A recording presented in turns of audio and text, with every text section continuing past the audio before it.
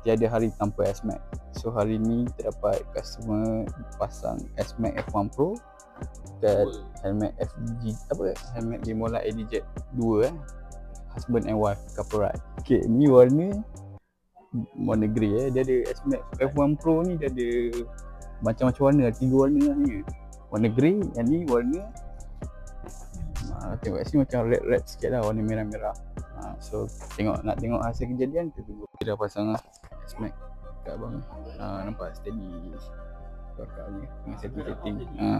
Kita pasang siap bagi tahu kita ada bagi kelas untuk mengajar. Kita pasang dekat Bimola ADJ ni warna merah, ni warna green kemas guys. Mic kat dalam.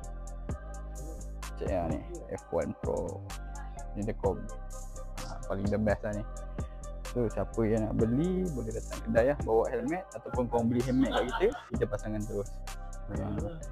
Super Jimat Box couple ride.